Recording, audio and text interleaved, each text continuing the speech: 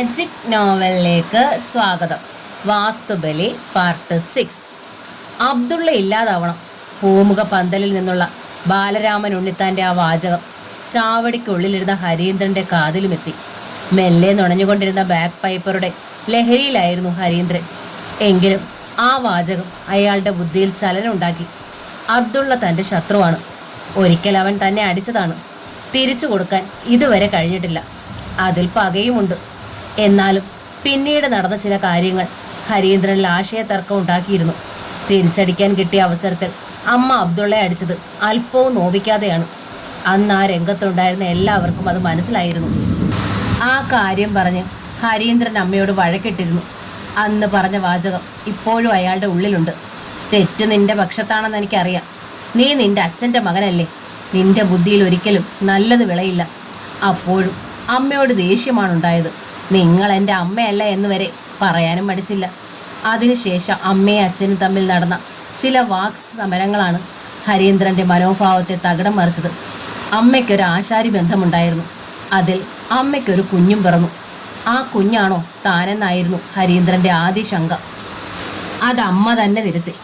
അപ്പോൾ പിന്നെ ആ കുഞ്ഞു മരിച്ചിരിക്കാം, അല്ലെങ്കിൽ മറ്റെവിടെങ്കിലും ജീവിച്ചിരിക്കുന്നുണ്ടാവാം.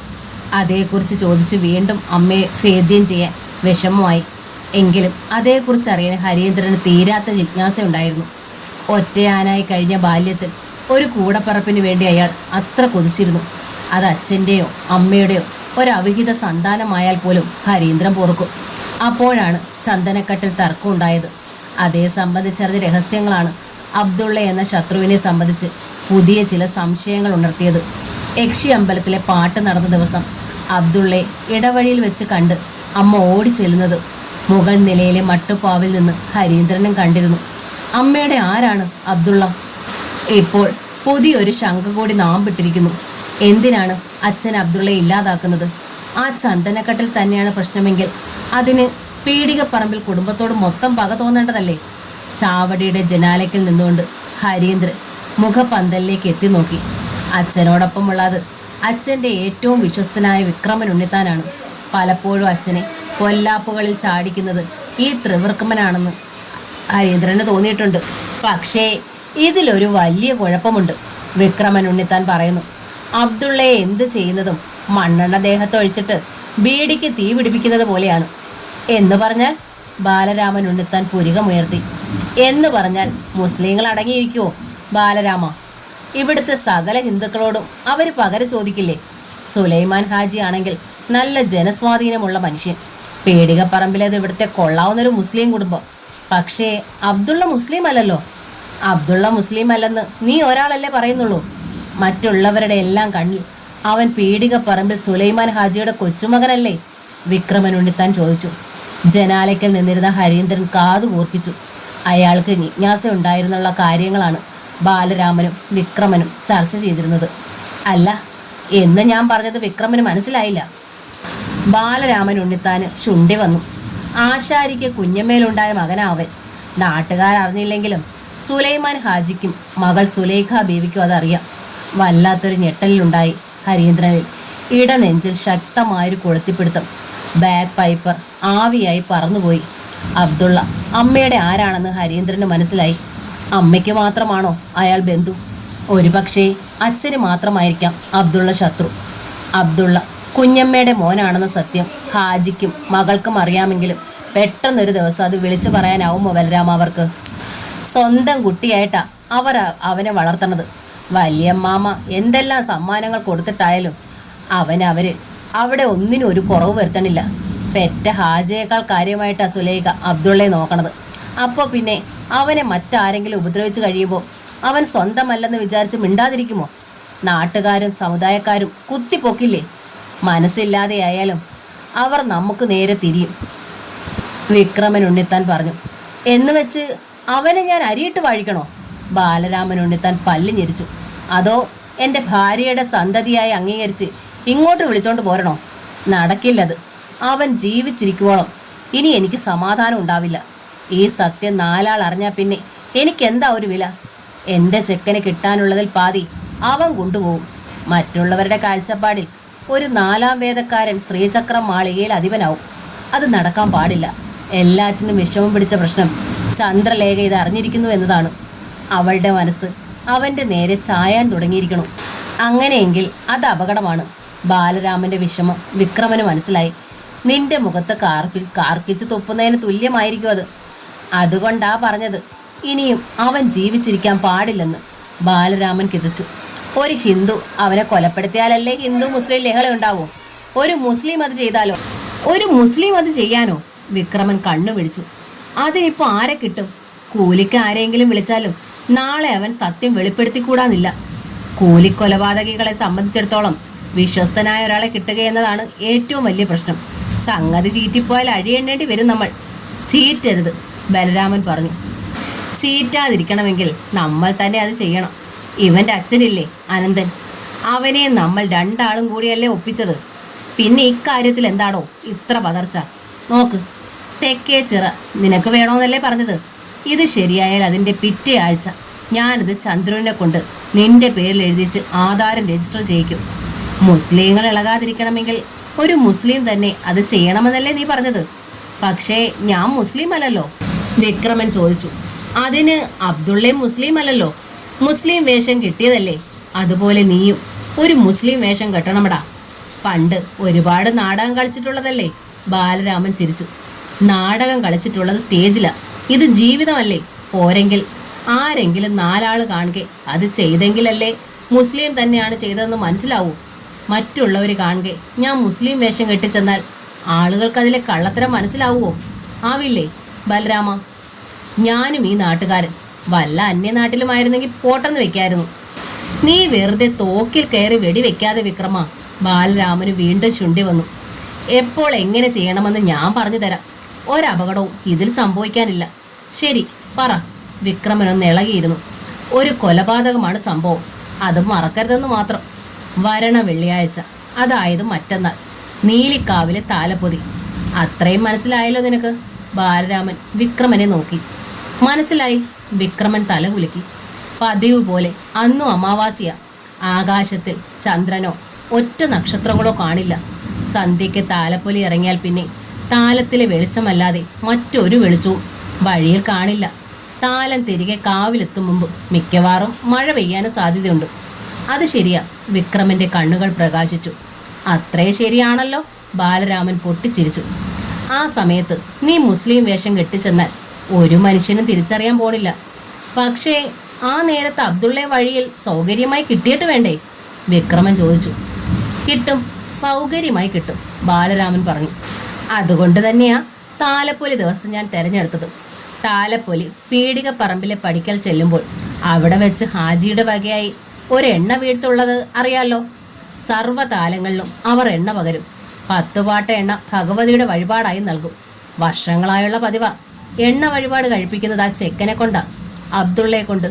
കൊട്ടാരത്തിൽ ഉണ്ണിത്താമാരും പീടികപ്പറമ്പിൽ ഹാജിയും തമ്മിലുള്ള മൈത്രിയാണ് അതിന് പിന്നിലെന്ന് ഇതുവരെയും കരുതി. ഇപ്പം മനസ്സിലായി അതിന് പിന്നിലും ഈ ചെക്കനാണെന്ന്. എന്ന് വെച്ചാ ഒരു ഉണ്ണിത്താൻ ചെക്കനല്ലേ അവിടെ വളരുന്നത്? ഭഗവതിക്ക് എണ്ണ ഒഴിക്കാതെ പറ്റുമോ? വിക്രമൻ ഉണ്ണിത്താൻ ചോദിച്ചു. ഉണ്ണിത്താൻ ചെക്കനോ? ബാലരാമൻ ക്രുദ്ധരായി. ആശാരി ചെക്കൻ. പക്ഷേ ആ ചെക്കനെ സംബന്ധിച്ചിടത്തോളം അവനിപ്പോൾ ഇത് രണ്ടും അല്ലല്ലോ, മുസ്ലിം ചെക്കനല്ലേ. കുമ്പളം നട്ടു, കിളുത്തത് വെള്ളരി. കൊട്ടയിലിട്ടപ്പോൾ കൊത്തച്ചക്ക എന്ന് പറഞ്ഞതുപോലെ ആയില്ലേ? വിക്രമൻ ചിരിച്ചു.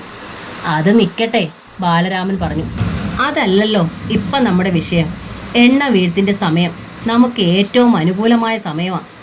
എണ്ണ വിളക്കുകളുടെ വെളിച്ചം പശ്ചാത്തലം മുഴുവൻ കട്ടിയിരുട്ടായിരിക്കും. ഒരു ജുബയും തൊപ്പിയും താടിയും കണ്ണടയും ഉണ്ടായാൽ നിന്നെ ആരും തിരിച്ചറിയില്ല. കാറിൽ ഞാൻ കൊണ്ടുവന്ന് ആരും കാണാതെ ഡ്രോപ്പ് ചെയ്യാം. സംഭവം കഴിഞ്ഞാൽ ആകെ ബഹളമാവും. എന്താണ് നടക്കുന്നതെന്നറിയാതെ ആളുകൾ 4 വശത്തേക്കും പായും. താലമെടുക്കാൻ വന്ന പെണ്ണുങ്ങളായിരിക്കുമല്ലോ അധികം. അതിനിടയിലൂടെ നിനക്കോടി രക്ഷപ്പെടാം. വിക്രമന്റെ ചുണ്ടിലൊരു പുഞ്ചിരി തത്തിക്കളിച്ചു. ഇത് സാമാന്യം കൊള്ളാവുന്നൊരു ഐഡിയ. അയാൾ ചിരിച്ചു. ഒത്താൽ ശരിക്കും ഉക്കും. പക്ഷേ ഭഗവതിക്ക് സഹിക്കുമോന്നാ ശങ്ക. മുസ്ലിം കുടുംബത്തിലാണ് വളരണതെങ്കിലും കൊട്ടാരത്തിൽ ഉണ്ണിത്താമാരുടെ ചോരയല്ലേ അതും? അല്ലട കഴുതേ, ബാലരാമൻ മുറ്റത്തേക്ക് കാർക്കിച്ചു തുപ്പി. അത് കുഞ്ഞനന്തൻ്റെ ചോരയാ. കൊച്ചു വീട്ടിൽ ഗോപാലനാശാരിയുടെ മകൻ കുഞ്ഞനന്തൻ്റെ ചോര. 25 വർഷം മുമ്പ് ശ്രീചക്രം യക്ഷിമ അമ്പലം മുറ്റത്ത് വീണ അതേ ചോര. എന്നിട്ട് യക്ഷി എന്ത് ചെയ്തു? അതിലപ്പുറമൊന്നും ഭഗവതിയും ചെയ്യൂല. ചാവടിയുടെ ജനാലയ്ക്കൽ നിന്നിരുന്ന ഹരീന്ദ്രനിൽ നിന്ന് അറിയാതൊരു നെടുവീർപ്പുയർന്നു. ഇതുവരെ പലതും ഊഹങ്ങൾ മാത്രമായിരുന്നു. ഇപ്പോൾ എല്ലാം ഉറപ്പാവുകയാണ്. പിന്നിൽ കാലച്ച കേട്ട് ഹരീന്ദ്രൻ തിരിഞ്ഞു നോക്കി. അമ്മയാണ്. അമ്മ ഈയിടെ വല്ലാതെ ക്ഷീണിച്ചിരിക്കുന്നത് പോലെ അയാൾക്ക് തോന്നി. കണ്ണിലെ പ്രകാശം കെട്ടിരിക്കുന്നു. കവിളിലെ തുടിപ്പ് നഷ്ടമായിരിക്കുന്നു. എന്താ ജനാലയ്ക്കൽ നിന്ന്? ചന്ദ്രലേഖ കുഞ്ഞമ്മ മകനോട് ചോദിച്ചു. ഒന്നുമില്ല, വെറുതെ കാറ്റേറ്റ് നിന്നതാ, മര്യാദക്കാരനെ പോലെ ഹരീന്ദ്രൻ പറഞ്ഞു. വട്ടമേശയുടെ മേൽ ഇരുന്നിരുന്ന മദ്യക്കുപ്പി ചന്ദ്രലേഖയുടെ കണ്ണിൽ പെട്ടു. സ്വന്തമാണോ അതോ അച്ഛൻ്റേത് മോഷ്ടിച്ചോ? ഒരു വിഷാദ ചിരിയോടെ അവർ ഹരീന്ദ്രനെ നോക്കി. അച്ഛൻ്റെ മകനായി തന്നെ വളരണതിൽ എനിക്ക് സന്തോഷമുണ്ട്. എനിക്ക് പക്ഷെ ഒട്ടും സന്തോഷമില്ല. ഒരു പൊട്ടിത്തെറി പോലെയാണ് ഹരീന്ദ്രൻ പറഞ്ഞത്. ബാലരാമൻ ഉണ്ണിത്താനല്ലാതെ മറ്റാരുടെ മകനാണെന്ന് അറിയപ്പെടാനും എനിക്ക് സന്തോഷമാണ്. പൂമുഖത്ത് മുറ്റത്തിരിക്കുന്ന ആ വിക്രമ മാമയാണ് എൻ്റെ അച്ഛനെന്ന് കേട്ടാലും ഞാൻ സന്തോഷിക്കും. ഹരീന്ദ്ര, ചന്ദ്രലേഖ അന്താളിപ്പോടെ വിളിച്ചു. എന്താ നീ പറയണത്? മകനിലെ മാറ്റം അവർക്ക് വിശ്വസിക്കാനായില്ല. ഇന്നലെ വരെ അച്ഛന് വേണ്ടി മാത്രം സംസാരിച്ചിരുന്നവൻ അമ്മ എന്തിനാ ഈ മനുഷ്യൻ്റെ മുന്നിൽ തോറ്റു കൊടുക്കുന്നത്? ഹരീന്ദ്രൻ ചന്ദ്രലേഖയെ നോക്കി. ആത്മഹത്യ ചെയ്തെങ്കിലും അമ്മയ്ക്ക് രക്ഷപ്പെടാമായിരുന്നില്ലേ? ഒരു ഞെട്ടലിൽ ചന്ദ്രലേഖയുടെ കണ്ണുകൾ മിഴിഞ്ഞു. പലപ്പോഴും സ്വയം ആലോചിച്ചിരുന്ന കാര്യമാണ് മകൻ ചോദിച്ചത്. തൻ്റെ ഹരിക്കുട്ടന് തന്നെ മനസ്സിലാക്കാൻ കഴിഞ്ഞുവോ? ചന്ദ്രലേഖയുടെ കണ്ണുകൾ നിറഞ്ഞു തുളുമ്പി. ഹരീന്ദ്രൻ തിരിഞ്ഞ് പുറത്തേക്ക് ഇറങ്ങിപ്പോയി. നീ ആഹാരമൊന്നും കഴിക്കുന്നില്ലേ? ചന്ദ്രലേഖ പിന്നിൽ നിന്ന് വിളിച്ചു ചോദിച്ചു. ഹരീന്ദ്രൻ അതിന് മറുപടി പറഞ്ഞില്ല. വെള്ളിയാഴ്ച സന്ധ്യ കൊട്ടാരത്തിൽ ഉണ്ണിത്താന്മാരുടെ പരിദേവതാ ക്ഷേത്രമായ നീലിക്കാവിൽ നിന്ന് താലപ്പൊലി ഇറങ്ങി. എല്ലാ വർഷവും നിഫയും അമ്മിണിക്കുട്ടിയും താലമെടുക്കാറുള്ളതാണ്. ഇക്കുറി പെണ്ണിനെ താലപ്പൊലിക്ക് വിടണ്ട, ചെല്ലപ്പൻ ആശാരി അമ്മിണിക്കുട്ടിയോട് പറഞ്ഞു. അത് നിങ്ങളുടെ ഇഷ്ടം, അമ്മിണിക്കുട്ടി അറിയിച്ചു. പക്ഷേ എനിക്ക് താലമെടുക്കണം. 12ാം വയസ്സ് തൊട്ട് ഞാൻ താലമെടുത്തിട്ടുണ്ട്. ഭഗവതിയുടെ പ്രതിഷ്ഠയിരിക്കുന്നത് ഉണ്ണിത്താന്മാർ പണിയെടുപ്പിച്ച ശ്രീകോവിലാണെങ്കിലും ഭഗവതി അവരുടേത് മാത്രമൊന്നുമല്ല. പറഞ്ഞ പോലെ തന്നെ അമ്മിണിക്കുട്ടി താലമെടുത്തു. പക്ഷെ നിഫ അച്ഛനെ അനുസരിച്ചു. താലപ്പൊലി നിരത്തിലിറങ്ങിയപ്പോഴേക്കും അന്തരീക്ഷം ഇരുണ്ടു മൂടി. തണുത്ത കാറ്റ് വീശി താലത്തിലെ തിരികൾ അണഞ്ഞു. അണഞ്ഞ തിരികൾ വീണ്ടും വീണ്ടും സ്ത്രീകൾ കത്തിച്ചു. ആകാശത്ത് മിന്നൽ പിണരുകൾ പാഞ്ഞു. സാധാരണ നീലിക്കാവിലെ താലപ്പൊലി ദിവസം താലം തിരികെ ക്ഷേത്രത്തിലെത്തിക്കുമ്പോഴേക്കും ഒരു മഴയുണ്ടാകാറുള്ളതാണ്. അത് ദേവിയുടെ അനുഗ്രഹമായാണ് നാട്ടുകാർ കരുതുന്നത്. പക്ഷേ മഴ പെയ്താൽ പിന്നെ താലക്കാർ കാത്തു നിൽക്കില്ല. ഈറനോടെ ക്ഷേത്ര നടക്കൽ തൊഴുത് വീടുകളിലേക്ക് മടങ്ങും. ഇക്കുറി തുടക്കത്തിലെ മഴയ്ക്കുള്ള ഒരുക്കമായി. താലപ്പൊലി പീടികപ്പറമ്പിൽ ഹാജിയുടെ പടിക്കലെത്തിയപ്പോഴേക്കും കാറ്റ് ശക്തമായി. താലങ്ങളെല്ലാം വീണ്ടും കെട്ടു. തുടർന്ന് കത്തിക്കാൻ നിവൃത്തിയില്ലാതെയുമായി. എങ്കിലും എണ്ണ വീഴ്ത്ത് ചടങ്ങ് നടത്തണമെന്ന് ഹാജിക്ക് നിർബന്ധം. താലങ്ങളും തീവെട്ടികളും അണയുകയും വൈദ്യുതി നിലച്ചതിനാൽ സ്ട്രീറ്റ് ലൈറ്റുകൾ കത്താതിരിക്കുകയും ചെയ്തതോടെ ആരോ 1-2 പെട്രോമാക്സുകൾ തെളിച്ചു കൊണ്ടുവന്നു. അപ്പോഴേക്കും ചാറ്റലും ആരംഭിച്ചു. എങ്കിലും ഹാജി എണ്ണപ്പാട്ടുകൾ എടുത്ത് അബ്ദുള്ളയെ ഏൽപ്പിച്ചു. 3ാമത്തെ പാട്ട കൊണ്ടുവന്ന് ഭഗവതിയുടെ തിടം എഴുന്നള്ളിച്ച ആനയുടെ മുമ്പിൽ കൊണ്ടുവച്ച് തിരിഞ്ഞപ്പോഴാണ് അബ്ദുള്ളയിൽ നിന്നൊരു നിലവിളി ഉയർന്നത്. അബ്ദുള്ളയെ ആരോ കുത്തി. കൂട്ടത്തിൽ നിന്ന് ഒരു ശബ്ദമുയർന്നു. പെട്രോമാക്സ് കൊണ്ടു ചെന്നപ്പോഴേക്കും അബ്ദുള്ള വീണ് കഴിഞ്ഞു. കയ്യും വയറും ചോരയിൽ കുളിച്ചിരിക്കുന്നു. നിന്റെ പൊന്നു മോനെ, നെഞ്ചിൽ തല്ലി കരഞ്ഞുകൊണ്ട് സുലേഖ ബീവി മുറ്റത്ത് നിന്ന് പടിക്കലേക്ക് ഓടി. പക്ഷേ അവർ പടിക്കലെത്തും മുമ്പ് താഴെ വീണു. വെപ്പുകാരിയായ പാത്തൂത്താത്ത പാഞ്ഞു വന്ന് സുലേഖ ബീവിയെ താങ്ങി. ആരാ എൻ്റെ പടച്ചോനെ ഈ ചതി ചെയ്തത്? പൊട്ടിക്കരഞ്ഞുകൊണ്ട് സുലൈമാൻ ഹാജി അബ്ദുള്ളയെ വാരിയെടുത്തു. പക്ഷേ ആ വൃദ്ധ കരങ്ങളിൽ നിന്ന് അബ്ദുള്ള വഴുതി നിരത്തിലേക്ക് വീണുപോയി. അബ്ദുള്ള, പൊന്നു മോനെ, ആരാടാ ഇത് ചെയ്തത്? ഹാജി ചോദ്യം ആവർത്തിച്ചു. എനിക്കറിയില്ല മൂത്താപ്പ, അബ്ദുള്ള ഞെരങ്ങി. അപ്പോഴേക്കും മഴ പെയ്യാൻ തുടങ്ങിയിരുന്നു. അതിനു മുമ്പ് തന്നെ ആളുകൾ 4 വശത്തേക്കും പിരിഞ്ഞിരിക്കുന്നു. പ്രത്യേകിച്ചും സ്ത്രീകൾ. ആനയും മേളക്കാരും ചടങ്ങൊപ്പിക്കാൻ മുന്നോട്ട് നീങ്ങി. പെട്രോമാക്സുകൾ 2-3 കൂടി എത്തി. അബ്ദുള്ള എണ്ണപ്പാട്ടയുമായി ആനയുടെ മുന്നിലേക്ക് നടന്നപ്പോൾ കൂടെ ഉണ്ടായിരുന്നത് പലചരക്ക് കടയിലെ പൊതിക്കെട്ടുന്നവനായ അലിയാരായിരുന്നു. അലിയാർ കണ്ടില്ലേടാ ആരാ ഇത് ചെയ്തതെന്ന് ഹാജി ചോദിച്ചു. കുത്തണത് ഞാൻ കണ്ടില്ല ഹാജിക്ക, പക്ഷേ തൊട്ടരികിൽ ശ്രീചക്രം മാളികയിലെ ഹരീന്ദ്രൻ നിൽക്കുന്നുണ്ടായിരുന്നു. അബ്ദുള്ള കുട്ടി നിലവിളിച്ചതും ഗോപാലകൃഷ്ണൻ ഉണ്ണിത്താനും ചന്ദ്രശേഖരൻ ഉണ്ണിത്താനും കൂടി ഹരിയെ പിടിച്ചു വലിച്ച് ഇരുട്ടത്തിലേക്ക് കൊണ്ടുപോകുന്നത് കണ്ടു. എങ്കിൽ സംശയിക്കാനില്ല, ഹാജ പറഞ്ഞു. അലിയാര് ചെന്നാ വാക്കത്തി എടുത്തോണ്ട് വാ. അവന്റെ തലയും കൊണ്ടേ ഞാൻ ഇനി തിരിച്ചു വരൂ. തലയെടുക്കാൻ വരട്ടട ബലാലെ, സുലൈമാൻ ഹാജി നിലവിളിച്ചു. ഇവനെ എത്രയും പെട്ടെന്ന് ആശുപത്രിയിൽ കൊണ്ടുപോകാൻ നോക്ക്. മഴ ഉറക്കിയ ചോര വല്ലാതെ പോണു. ആരാണിത് ചെയ്തതെന്ന് അറിഞ്ഞിട്ട് മതി ആശുപത്രിയിൽ കൊണ്ടുപോകാൻ. ഇരുട്ടിൽ നിന്നൊരു ജൽപ്പന വന്നു. സുലൈമാൻ ഹാജിക്ക് തുല്യമായി സമൂഹത്തിൽ സ്ഥാനവും മാനവുമുള്ള ഖാദർകുട്ടി സാഹിബാണ് പെട്രോമാക്സിന്റെ വെളിച്ചത്തിലേക്ക് കടന്നു വന്നത്. മിന്നലിന്റെ വെളിച്ചത്തിൽ ഖാദർകുട്ടി സാഹിബ് വന്ന കാറ് കാണാമായിരുന്നു. ഈ മഴയത്ത് ഇങ്ങനെ കിടന്നാൽ ചോര മുഴുവൻ ഒഴുകിപ്പോവും മുതലാളി, അലിയാർ ഹാജിയോട് അപേക്ഷിച്ചു. ചോര പോട്ടടാ, ഖാദർകുട്ടി സാഹിബ് പറഞ്ഞു. ഉയിര് പോകുവാണെങ്കിലും പോകട്ടെ. ഒരു മുസൽമാന്റെ മയ്യത്ത് ഇവിടെ വീണാൽ വേറെ 100 മയ്യത്ത് നമ്മൾ ഇവിടെ നെടുപ്പിക്കും. അബ്ദുള്ളാനെ കുത്തയെന്ന് കേട്ടപ്പോൾ എനിക്ക് മനസ്സിലായി അതാരാ ചെയ്തതെന്ന്. ചന്ദനക്കട്ടിലിന്റെ ചൊരുക്ക് തീർത്തതാവര്. അപ്പോഴേക്കും 4 വശത്തു നിന്നും മഴയിൽ നനഞ്ഞ ആളുകളെത്തി. നാട്ടിലെ മുസ്ലിങ്ങളായിരുന്നു എല്ലാവരും. പലരുടെയും കയ്യിൽ ആയുധങ്ങളുണ്ടായിരുന്നു. അബ്ദുള്ളയെ കുത്തിയവൻ എങ്ങോട്ടാടാ പോയെ? തൻ്റെ മലപ്പുറം കത്തിയുമായി ഇറച്ചി വെട്ടുകാരൻ കുഞ്ഞിമൂസ മഴയിൽ നിന്ന് വട്ടം കറങ്ങി. ചോരയ്ക്ക് ചൂടുള്ള ഓരൊറ്റ മുസൽമാനും ഇല്ലേടാ ഈ ദേശത്ത്. ചോര ചൂട് പിടിക്കും മുമ്പ് എൻ്റെ കുട്ടീനെ എടുത്ത് ആശുപത്രിയിൽ കൊണ്ടുപോകണം. എല്ലാവരും ഒന്ന് സഹായിക്കും. ഹാജ, കാർ ഇറക്കിക്കൊണ്ട് വാടാ, സുലൈമാൻ ഹാജി വിളിച്ചു പറഞ്ഞു. ഇല്ല ഹാജി, ഖാദർകുട്ടി സാഹിബ് വന്ന് സുലൈമാൻ ഹാജിയുടെ കൈ പിടിച്ചു. അബ്ദുള്ളയെ കുത്തിയവൻ്റെ മയ്യത്ത് വീഴിക്കാതെ നമ്മൾ ഇവനെ ആശുപത്രിയിൽ കൊണ്ടുപോവില്ല. അപ്പോഴേക്കും മഴയത്ത് കിടന്ന് ഇവനും മയ്യത്താവൂലേ? ഹാജി പറഞ്ഞു. മയ്യത്താവട്ടെ. ചന്ദനക്കട്ടിൽ പ്രശ്നം ചൊല്ലി ഒരയിൽ കയറി ആക്രമിച്ചിട്ടും ഹാജി അത് മൂടി വെച്ചില്ലേ? ഈ നാട്ടിലുള്ള മുസ്ലിങ്ങളിൽ ആരെങ്കിലും അറിയിച്ചോ? പള്ളിയിൽ അറിയിച്ചോ? അതുകൊണ്ടാ ഇപ്പോഴിങ്ങനെ സംഭവിച്ചത്. ഇനിയിപ്പം ഇവനെയും കൊണ്ട് നമ്മൾ ആശുപത്രിയിൽ പോയി എന്ന് വെക്ക്. നിങ്ങളുടെ കൊച്ചുമോൻ രക്ഷപ്പെട്ടു എന്നും വെക്ക്. അതോടെ നിങ്ങൾക്കതിൻ്റെ ചൂടങ്ങ് പോകും. നിങ്ങൾ അവന്മാർക്ക് മാപ്പ് കൊടുക്കും. നിങ്ങളുടെ ഗാന്ധിയുടെ മനസ്സാ. ഈ മനസ്സ് വെച്ചോണ്ടിരുന്ന അവർക്കിതൊരു തരമാവും. ഇനിയും വരും അടുത്ത ഇടപാടിന്. ഒടുവിൽ ഈ നാട്ടിൽ നല്ല മുസ്ലിങ്ങൾക്ക് കിടന്നു മുറുക്കാൻ പറ്റാത്ത അവസ്ഥയുണ്ടാവും. ചന്തയിൽ ആക്രിക്കര നടത്തുന്ന ഇസ്മയിൽ കുട്ടി പറഞ്ഞു. അതുകൊണ്ട് ഇതിപ്പോൾ ചോദിക്കണം. മറ്റുള്ളവരെല്ലാം അതിനെ അംഗീകരിച്ചു. അബ്ദുള്ള മയ്യത്താവുമെന്നോർത്ത് നിങ്ങൾ ആരും ബേജാറാവണ്ട, ഇസ്മയിൽ കുട്ടി തുടർന്നു. നമ്മളിവിടെ കൂടിയിരിക്കണ എല്ലാവരും മയ്യത്താവാനായി പുറപ്പെട്ടു വന്ന് കൂട്ടിക്കോളൂ. പിന്നെ എന്തിനു നമ്മൾ അബ്ദുള്ള ഒരുത്തനെ ഓർത്ത് ബേജാറാവണം? ഒന്നുറപ്പിച്ചോണ്ടാ മതി. നമ്മളിൽ 10 പേര് വീഴുമ്പോൾ അവരിൽ ഒരുത്തനെങ്കിലും വീഴണം. എല്ലാവരും തയ്യാറായിക്കോളേ. ഇസ്മയിൽ കുട്ടി വട്ടം ചുറ്റി എല്ലാവരെയും ആഹ്വാനം ചെയ്തു. ഇനി ശ്രീചക്രം മാളിക എന്നൊരു മാളികയില്ല ഈ നാട്ടിൽ. അതിരുന്ന എടുത്ത് മണ്ണിന് അവകാശികളുമില്ല. ഇസ്മയിൽ പറഞ്ഞ അതേപടി തന്നെ ഞാൻ ഏറ്റുപറയണു, ഖാദർകുട്ടി സാഹിബ് അറിയിച്ചു. എല്ലാവരും ആയുധങ്ങളെടുത്തോ. ആയുധമില്ലാത്തവർ പേടിക പറമ്പിലേക്ക് കയറി ചെന്ന് കയ്യിൽ കിട്ടണതൊക്കെ എടുത്തോണ്ട് പോരെ. അപ്പോഴാണ് ഹാജ ഗേറ്റിങ്കിലേക്ക് കാർ ഇറക്കിക്കൊണ്ട് വന്നത്. എങ്ങോട്ടാടാ കാറ് കൊണ്ടുപോണത്? ഇസ്മയിൽ കുട്ടി വിളിച്ചു ചോദിച്ചു. അബ്ദുള്ളനെ ആശുപത്രി കൊണ്ടുപോണ്ടേക്കാ, ഹാജ ആരാഞ്ഞു.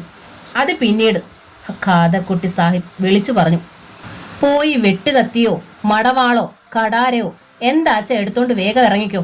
ബാലരാമൻ ഉണ്ണിത്താൻ്റെ മകൻ്റെ മയ്യത്ത് വീണിട്ടെ അബ്ദുള്ളാനെ നമ്മൾ ആശുപത്രിയിൽ കൊണ്ട് പോണുള്ളൂ ഹാജ. അപ്പോഴേക്കും എൻ്റെ അബ്ദുള്ള. ഹാജ കാറിൽ നിന്നിറങ്ങി ഖാദർകുട്ടി സാഹിബിനെ തൊഴുതു. ഞങ്ങൾക്ക് പ്രതികാരമല്ല, അവൻ്റെ ആയുസാ വേണ്ടത്. ആശുപത്രിയിൽ കൊണ്ടുപോയിട്ട് അബ്ദുള്ളയുടെ ആയുസ് കിട്ടിയില്ല എന്ന് കൂട്ട്. ആ സമയം കൊണ്ട് ബാലരാമൻ്റെ മോൻ രക്ഷപ്പെടുകയും ചെയ്താലോ? ഇപ്പം തന്നെ അവനെ അവൻ്റെ ആളുകൾ രക്ഷപ്പെടുത്തിയിട്ടുണ്ടാവും. അവൻ മാത്രമല്ല, അവർ മൊത്തം രക്ഷപ്പെട്ടിട്ടുണ്ടാവും ഹാജ, ഇസ്മയിൽ കുട്ടി പറഞ്ഞു. അതെ, ഖാദർകുട്ടി സാഹിബ് പിന്താങ്ങി. പോകുവാണെങ്കിൽ അവൻ രക്ഷപ്പെടും മുമ്പ് പോണം, അല്ലെങ്കിൽ അതായി. എന്നാലും എൻ്റെ മോൻ്റെ ജീവൻ, സുലൈമാൻ ഹാജി കരഞ്ഞു. പിന്നെ ദയനീയമായി ഹാജയെ നോക്കി. ഹാജ വീണ്ടും കാറിൽ കയറിയിരുന്ന് സ്റ്റാർട്ട് ചെയ്യാൻ ഒരുങ്ങിയപ്പോൾ ഇസ്മയിൽ കുട്ടിയും കുഞ്ഞി മൂസയും ചേർന്ന് പുറത്തു നിന്ന് ഗേറ്റ് അടച്ച് ഓടാമ്പൽ വലിച്ചിട്ടു. സ്വന്തം ചോരയോട് ഇവനൊന്നും കൂറില്ലെങ്കിൽ നമുക്ക് പോകാം, ഇസ്മയിൽ കുട്ടി മറ്റുള്ളവരോട് പറഞ്ഞു. ഇസ്ലാമിനെ തൊട്ടാൽ ചോദിക്കാൻ ആളുണ്ടാവുമെന്ന് നമുക്കെങ്കിലും ഒന്ന് കാണിച്ചു കൊടുക്കണ്ടേ? നമുക്കും ഇവിടെ ജീവിക്കണമല്ലോ. പോകാനായി ആ സംഘം തിരിഞ്ഞതും മഴവെള്ളത്തിൽ കുഴഞ്ഞു കിടന്നിരുന്ന അബ്ദുള്ള ഞരങ്ങി. വേണ്ട, എനിക്ക് വേണ്ടി നിങ്ങൾ ഓരോരുത്തരോടും കലാപത്തിന് പോകണ്ട. ഞാൻ ഇസ്ലാം അല്ല, എനിക്ക് ജാതിയില്ല. എനിക്ക് വേണ്ടി നിങ്ങൾ ആരോടും ഒന്നും ചോദിക്കണ്ട. ഞാൻ ഇസ്ലാം അല്ല, പടച്ചവനാണ് സത്യം, ഞാൻ ഇസ്ലാം അല്ല. അത് കേട്ട് ഇസ്മയിൽ കുട്ടിയുടെ ഒരു ഞെട്ടലുണ്ടായി. അയാൾ ഖാദർ കുട്ടി സാഹിബിനെ നോക്കി. ഖാദർ കുട്ടി സാഹിബിന് അത്ഭുതം. അബ്ദുള്ള എന്താണ് പറയുന്നതെന്ന് അയാൾക്ക് മനസ്സിലായില്ല. നീ ഇസ്ലാം അല്ലെങ്കിൽ നിന്റെ മൂത്താപ്പ സുലൈമാൻ ഹാജിയും ഇസ്ലാം ആയിരിക്കില്ലല്ലോ, ഖാദർ കുട്ടി സാഹിബ് പറഞ്ഞു. അങ്ങനെ പറയരുത്, അബ്ദുള്ള അപേക്ഷിച്ചു. എന്റെ മൂത്താപ്പ ഇസ്ലാമാ. ബാപ്പയും ഉമ്മയും കൂടപ്പറപ്പുകളും ഇസ്ലാമാ. ഞാൻ മാത്രം ഇസ്ലാമല്ല. സുലൈഖ ബീവിയുടെയും ബീരാന്റെയും മോനല്ല ഞാൻ. എന്നെ എടുത്തു വളർത്തിയതാ. എനിക്ക് ജാതിയില്ല, മതമില്ല, സ്വന്തം ഉമ്മയും ബാപ്പയില്ല. അയാളുടെ തൊണ്ടയിടറി. ഖാദർ കുട്ടി സാഹിബിൽ അമ്പരപ്പിൽ സുലൈമാൻ ഹാജിയെ നോക്കി. അബ്ദുള്ളയുടെ അരികിലായി ശിരസിൽ കൈ താങ്ങിയിരിക്കുകയായിരുന്നു സുലൈമാൻ ഹാജി. എന്തായി കേൾക്കണത്? ഖാദർ കുട്ടി സാഹിബ് ഹാജിയോട് ചോദിച്ചത്. കേൾക്കണത് മുഴുവൻ നേരാ, അബ്ദുള്ള പറഞ്ഞു. നേരാണെന്ന് പറഞ്ഞു കൊടുക്കും മൂത്താപ്പ, ഇല്ലെങ്കിൽ ഇവർ ഈ നാട് കുട്ടിച്ചോറാക്കും. ആരോരുമില്ലാത്തവനായ ഞാൻ കാരണം ഈ നാട് നശിക്കരുത് മൂത്താപ്പ. ഇതുപോലൊരു രാത്രി ആരോ തെക്കും ഭാഗത്തെ പുരയുടെ ഇറയത്ത് കൊണ്ടു കിടത്തിയിട്ട് പോയതാ എന്നെ. തെക്കും ഭാഗത്തുള്ള എല്ലാവർക്കും അതറിയാം. മൂത്താപ്പയ്ക്കും ഉമ്മച്ചിക്കും എല്ലാം അറിയാം. ഹാജിക്ക് അത് അറിഞ്ഞിട്ടുണ്ട്. മൂത്താപ്പ ഹാജിക്കയോട് പറയണത് കേട്ടാ ഞാൻ അറിഞ്ഞത്. നെഞ്ചിൽ കൈ ചേർത്തുകൊണ്ട് സുലൈമാൻ ഹാജി വേദനയോടെ അബ്ദുള്ളയെ നോക്കി. അബ്ദുള്ള, എന്റെ പൊന്നു മോനെ, നീ അതറിയരുതെന്ന് മൂത്താപ്പ എത്ര നിർബന്ധം പിടിച്ചതാ. എന്നേക്കാൾ നിർബന്ധം നിന്റെ ഉമ്മച്ചിക്കായിരുന്നല്ലോടാ. അവൾ ഇത് സഹിക്കുമോടാ? സഹിക്കണം മൂത്താപ്പ. എല്ലാരും ഇത് അറിയണം. ജാതിയുടെയും മതത്തിന്റെയും പേരിൽ ഈ നാട് നശിക്കരുത്. അങ്ങനെ സംഭവിക്കണതിൽ നല്ലത് ഞാൻ മയ്യത്താവുന്നതാ. മോനെ, സുലൈമാൻ ഹാജി കുനിഞ്ഞ് അബ്ദുള്ളയുടെ നനഞ്ഞ നെറ്റിയിൽ ചുംബിച്ചു. എടുത്തു വളർത്തിയതാണെങ്കിലും നീയും ഹാജയും തമ്മിൽ മൂത്താപ്പയ്ക്ക് ഒരു വ്യത്യാസവും ഇല്ലടാ. നീ എന്റെ പേരക്കുട്ടിയല്ലെന്ന് പറയാൻ നിന്റെ നാവ് പൊങ്ങൂലല്ലോ മോനെ. ഹാജിക്ക. അബ്ദുള്ള ചുറ്റും കണ്ണോടിച്ചു. ഹാജിക്ക് എങ്കിലും ഒന്ന് ഇവരോട് പറ, എന്നെ എടുത്തു വളർത്തിയതാണെന്ന്. അടഞ്ഞ ഗേറ്റിന്റെ അടുത്ത് നിന്ന് ഏങ്ങലടിച്ച് കരയുകയായിരുന്നു ഹാജ. വെറുതെ പറഞ്ഞതുകൊണ്ട് കാര്യമില്ല, തെളിവ് തരാൻ പറ്റുമോ നിങ്ങൾക്ക്? ഇസ്മയിൽ കുട്ടി സുലൈമാൻ ഹാജിയോട് ചോദിച്ചു. എങ്ങനെ ഞാൻ തെളിയിക്കണം? കത്തുന്ന മെഴികളോടെ സുലൈമാൻ ഹാജി ഇസ്മയിൽ കുട്ടിയെ നോക്കി. ഇവൻ നിങ്ങളുടെ പേരക്കുട്ടി അല്ലെങ്കിൽ, ഇവൻ ഒരു ഇസ്ലാം അല്ലെങ്കിൽ, ഇവനെ ഇവിടെ ഇട്ടേച്ച് നിങ്ങൾ പുരയ്ക്കകത്ത് കയറിപ്പോണം, ഇസ്മയിൽ കുട്ടി പറഞ്ഞു. ഒരു നിമിഷം ഇസ്മയിൽ കുട്ടിയെ തന്നെ നോക്കി നിന്നിട്ട് സുലൈമാൻ ഹാജി അറിയിച്ചു. ഇവൻ എൻ്റെ പേരക്കുട്ടിയല്ല, ഇസ്ലാമും അല്ല. അതുമാത്രമല്ല, ഇവൻ എവിടുത്തതാണെന്നു കൂടി ഞാൻ പറഞ്ഞു തരാം. ഇവന് പോലും അറിയാൻ വയ്യാത്ത രഹസ്യം അത്. ഇസ്മയിൽ കുട്ടി മാത്രമല്ല, അവിടെ കൂടി നിന്നവരെല്ലാം ജിജ്ഞാസയിൽ സുലൈമാൻ ഹാജിയെ നോക്കി. പ്രാണവേദന കടിച്ചിറക്കിക്കൊണ്ട് അബ്ദുള്ളയും സുലൈമാൻ ഹാജിയുടെ മുഖത്ത് നോട്ടം അർപ്പിച്ചു. പറയും മൂത്താപ്പ, പ്രാണം പോകുന്നതിന് മുമ്പ് അതെനിക്കറിയണം. പറയാം മോനെ, സുലൈമാൻ ഹാജി ചുറ്റും കണ്ണോടിച്ചു. നിന്റെ സുലൈഖ കേട്ടാ സമ്മതിക്കൂല. എന്നാലും നിങ്ങളെ അടക്കി നിർത്താൻ ഇത് മാത്രമേ ഒരു വഴിയുള്ളെന്ന് അറിയാവുന്നത് കൊണ്ട് പറയുക. തെക്കും ഭാഗത്ത് എൻ്റെ മോളുടെ വീടിന്റെ ഇറയത്ത് മറ്റാരും കൊണ്ട് ഒന്ന് കിടത്തിയതല്ല ഇവനെ. ശ്രീചക്രം മാളികയുടെ 5-ാം പുരയിൽ നിന്ന് ഞാനാ ഇവനെ എടുത്തോണ്ട് പോയി അന്ന് തെക്കും ഭാഗത്ത് പാർത്തിരുന്ന എൻ്റെ മോളുടെ കയ്യിൽ വളർത്താൻ കൊടുത്തത്. വലിയ ഉണ്ണിത്താൻ പറഞ്ഞിട്ട് മകളുടെ മാനം രക്ഷിക്കാൻ ചെയ്തതാ. മകളുടെ മകനെ കിടത്താൻ വേണ്ടിയിട്ടാ ഉണ്ണിത്താൻ ആ ചന്ദനക്കട്ടിൽ തന്നത്. ഒരു നിലവിളക്കം തന്നു. എന്നെങ്കിലും ഈ രഹസ്യം വെളിപ്പെടുത്താണ്ടി വന്നാൽ ഇവനെ വിശ്വസിപ്പിക്കാൻ ഒരടയാളമായിട്ട്. പെട്ടെന്ന് ചെളിവെള്ളത്തിൽ കിടന്ന് അബ്ദുള്ള ഏങ്ങി ഏങ്ങി കരഞ്ഞു. എനിക്കിനി മരിച്ചാ മതി മൂത്താപ്പ. എനിക്കൊരപേക്ഷയുണ്ട്. എന്നെ ഉമ്മച്ചിയുടെ മകനായി കരുതണം. എന്നെ പള്ളിയിലടക്കണം. പറ്റൂല, ഖാദർ കുട്ടി സാഹിബ് പറഞ്ഞു. ഇസ്ലാം ആണെങ്കിലേ നിനക്ക് ഞങ്ങൾ പള്ളിയിൽ ഖബർ തരൂ, അല്ലെങ്കിൽ നിന്നെ ഞങ്ങൾ തിരിഞ്ഞു നോക്കൂല. ഈ ഹാജി നോക്കണത് പോലും ഞങ്ങൾക്ക് സഹിക്കൂല. ഇസ്ലാം ആണെങ്കിൽ നിന്റെ ചോരയ്ക്ക് ഞങ്ങൾ ഇപ്പം തന്നെ പകരം ചോദിക്കും. എന്നിട്ടേ നിന്റെ മയ്യത്തടക്കും. നിനക്ക് എന്ത് വേണം? ഇസ്ലാം ആകണോ വേണ്ടയോ? എനിക്ക് ഇസ്ലാം ആകണ്ട, അബ്ദുള്ള പൊട്ടിക്കരഞ്ഞു. എനിക്ക് മതവും ജാതിയും വേണ്ട. ഇത് രണ്ടുമില്ലാത്തൊരു മനുഷ്യനായി ഞാൻ ഈ വഴിയിൽ കിടന്ന് മരിച്ചോളാം. എന്നാലും എൻ്റെ പേരിൽ ഒരു കലാപം ഉണ്ടാകാൻ പാടില്ല. എൻ്റെ പേരിൽ ഈ നാട്ടിൽ ഒരു തുള്ളി ചോര പോലും വീഴാൻ പാടില്ല. എനിക്കത് നിർബന്ധമാണ്. പിന്നെ എന്തോ കൂടി പറയാനായി വായ പിളർത്തി അബ്ദുള്ള. പക്ഷേ ശബ്ദം പുറത്തു വന്നില്ല. ആ ശിരസ് തളർച്ചയിൽ ഒരു വശത്തേക്ക് ചാഞ്ഞു. അബ്ദുള്ള മോനെ, സുലൈമാൻ ഹാജി ആ ദേഹത്തേക്ക് വീണു. അബ്ദുള്ള, ഗേറ്റിനടുത്ത് നിന്ന് ഹാജ കരഞ്ഞു. അരുത് ഹാജി, ഖാദർ കുട്ടി സാഹിബ് സുലൈമാൻ ഹാജിയെ പിടിച്ചെഴുന്നേൽപ്പിച്ചു. ഇവൻ നിങ്ങളുടെ കൊച്ചുമകനല്ലെങ്കിൽ നിങ്ങൾ ഇവനെ തൊടാൻ പാടില്ല. ഇവനെ വിട്ടിട്ട് ഇപ്പൊ തന്നെ അകത്ത് കയറി ഗേറ്റ് പൂട്ടണം. ഇനി ഇവന്റെ ചുമതല പോലീസിനും കോടതിക്കുമാ. നിങ്ങൾക്ക് ഇവനെ വിട്ടുപോകാൻ കഴിയുന്നില്ലെങ്കിൽ ഇവൻ നിങ്ങളുടെ കൊച്ചുമകൻ തന്നെയാണെന്ന് തെളിയും. ഇതുവരെ നിങ്ങൾ രണ്ടുപേരും പറഞ്ഞതൊക്കെ കളവാണെന്നും എങ്കിൽ പിന്നെ ഞങ്ങളത് ചെയ്യും. ശ്രീചക്രം കൊട്ടാരത്തിന് തീയിടും. ഒരു നിമിഷം ഭയത്തോടെ ഹാജി ഖാദർകുട്ടി സാഹിബിനെ നോക്കി നിന്നു. പിന്നെ ഉറച്ച സ്വരത്തിൽ അറിയിച്ചു, അവൻ എൻ്റെ ആരുമല്ല. ഇത് ഞാൻ സമ്മതിക്കണത് അവന്റെ ആശ നിറവേറ്റാൻ വേണ്ടിയാ. അവന്റെ പേരിൽ ഈ നാട്ടിൽ ഒരു തുള്ളി ചോര പോലും വീഴാൻ പാടില്ലാത്തത് കൊണ്ടാ. തിരിഞ്ഞു ഓടാമ്പൽ മാറ്റി ഗേറ്റ് തുറന്നു ഹാജി. അകത്ത് കടന്ന ശേഷം വീണ്ടും ഗേറ്റ് അടച്ച് ഓടാമ്പലിട്ടു. മൂത്താപ്പ. ഹാജ വേദനയോടെ മൂത്താപ്പയെ നോക്കി. സാരമില്ല മോനെ. ഹാജി കൊച്ചമോനെ കെട്ടിപ്പിടിച്ചു. നമ്മൾ അവനു വേണ്ടിയാ അവനെ ഉപേക്ഷിക്കണത്. ചങ്ക് തകർന്നുകൊണ്ട് 25 വർഷം കൊണ്ട് സ്വന്തം കൊച്ചുമകനായ നിന്നേക്കാൾ അധികമായി ഞാൻ അവനെ സ്നേഹിച്ചു. ദാ ഇപ്പോ ഈ ഒറ്റ നിമിഷം കൊണ്ട് ഞാൻ അവനെ വേണ്ടാന്ന് വെക്കുക. തിരിഞ്ഞ് ചേറിൽ കിടക്കുന്ന അബ്ദുള്ളയെ നോക്കി, മൂത്താപ്പയോട് പൊറുക്കുമോനെ. ഒരു രാത്രിയിൽ നീ എനിക്ക് സ്വന്തമായി. ഇപ്പോ ഈ രാത്രിയിൽ നീ എനിക്ക് നഷ്ടമായി. അപ്പോഴാണ് പാത്തൂത്താത്തയുടെ മടിയിൽ മയങ്ങിക്കിടന്നിരുന്ന സുലേഖ ബേബി ഞെട്ടിയുണർന്നത്. പെട്രോമാക്സിന്റെ വെളിച്ചത്തിൽ അവർ ചുറ്റും കണ്ണോടിച്ചു. എൻ്റെ അബ്ദുള്ള എന്തേ? എൻ്റെ പൊന്നു മോൻ എന്തേ? പാത്തൂത്താത്തയുടെ കൈ തട്ടിയെറിഞ്ഞ് സുലേഖ ബേബി ഓടി ഗേറ്റിങ്കിലെത്തി. എൻ്റെ മോൻ എന്തേ ബാപ്പാ? നിന്റെ മോൻ ഇതാ സുലൈമാൻ ഹാജി. ഹാജിയെ ചൂണ്ടിക്കാട്ടി. എൻ്റെ അബ്ദുള്ള എന്തേ ബാപ്പാ? അബ്ദുള്ള നമ്മുടെ ആരുമല്ല മോളെ, ഹാജി പറഞ്ഞു. അവൻ ചന്ദ്രേഖ കുഞ്ഞമ്മയുടെ മോനാ. എല്ലാം ഞാൻ അവരോട് പറഞ്ഞു. പറയേണ്ടി വന്നു. അവനെ നമുക്ക് വിടാം മോളെ. അവനെ നമുക്ക് മറക്കാം മോളെ. അവനെ മറന്നാ പിന്നെ നമ്മളുണ്ടോ ബാപ്പാ? സുലേഖ പൊട്ടിക്കരഞ്ഞു. വീണ്ടും അബോധാവസ്ഥയിലായി അവർ. ഹാജിയും സുലൈമാൻ ഹാജിയും കൂടി സുലൈഖയെ താങ്ങി പിടിച്ച് അകത്തേക്ക് നടന്നു. അയൽക്കാരൻ അപ്പുണ്ണിയാണ് കൊച്ചു വീട്ടിൽ ചെന്ന് വിവരം പറഞ്ഞത്. പീടികപ്പറമ്പിൽ അബ്ദുള്ളയെ ആരോ കുത്തി. അത് കേട്ട് നിഫ തളർന്ന് താഴെ വീണു. താലപ്പൊലിക്ക് പോയ അമ്മിണിക്കുട്ടി നേരത്തെ ഇത് അറിഞ്ഞായിരുന്നു. മകളറിയാതെ മനഃപൂർവ്വം ഒളിച്ചതാണ്. എന്നാൽ തുടർന്ന് അപ്പുണ്ണി പറഞ്ഞത് അമ്മിണിക്കുട്ടിയെയും സ്തബ്ധയാക്കി. അബ്ദുള്ള മുസ്ലിം അല്ലത്രേ. ശ്രീചക്രം മാളികയിലെ ചന്ദ്രിക കുഞ്ഞമ്മയ്ക്ക് നിങ്ങളുടെ ചത്തുപോയ കുഞ്ഞനന്തൂലുണ്ടായ മോനാണ് പോലും. കുഞ്ഞമ്മയുടെ മാനം രക്ഷിക്കാൻ ഹാജിയും സുലേഖ ബീവിയും കൂടി എടുത്തു വളർത്തിയതാണെന്ന്. അമ്മിണിക്കുട്ടി ഏങ്ങലടിച്ച് കരഞ്ഞുകൊണ്ട് ചെല്ലപ്പൻ ആശാരിയെ നോക്കി. ചുമ്മാതല്ല ആശാരിപ്പണിയിൽ വാസന വന്നത്. ചെല്ലപ്പൻ ആർത്തു ചിരിച്ചു. ആശാരിയുടെ ചോര എവിടെ ചെന്നാലും അതിന്റെ തനി ഗുണം കാണിക്കും. പക്ഷേ ചെക്കൻ ഇപ്പോൾ ആശാരിയുമില്ല, ഉണ്ണിത്താനുമില്ല, വളർത്തിയവരുമില്ല. വെള്ളത്തിൽ വിറങ്ങലിച്ച് കിടക്കുക. ഇപ്പോൾ ചെല്ലപ്പൻ ആശാരിയിൽ ഞെട്ടലുണ്ടായി. ഒന്ന് പോ. അമ്മിണിക്കുട്ടി കുനിഞ്ഞ് ഭർത്താവിന്റെ കാല് പിടിച്ചു. എൻ്റെ അനന്തേട്ടന്റെ മോനാണെങ്കിൽ അവനെ എനിക്ക് വേണം, എനിക്ക് വേണം. അവർ തല്ലി അലച്ചു നിലവിളിച്ചു. ഞാൻ പോണോന്ന് നിർബന്ധമാണോ? ചെല്ലപ്പൻ അമ്മിണിക്കുട്ടിയെ നോക്കി. നിർബന്ധമാണെങ്കിൽ ഞാൻ പോകാം. അബ്ദുള്ളയ്ക്ക് കുത്തുകൊണ്ട് എന്ന് കേട്ടപ്പോഴേ എടുത്തു വെച്ച് ഓടാനുള്ള ഉൾപ്രേരത ഉണ്ടായതാണ് ചെല്ലപ്പൻ ആശാരിക്ക്. പിന്നെ സാഹചര്യം ശരിയല്ലെന്ന് അറിഞ്ഞുകൊണ്ട് മനസ്സിനെ നിയന്ത്രിച്ചതാണ്. ഒന്നാമത് കുത്തുകൊണ്ടത്. കേസും കൂട്ടവും പുറകെ വരും.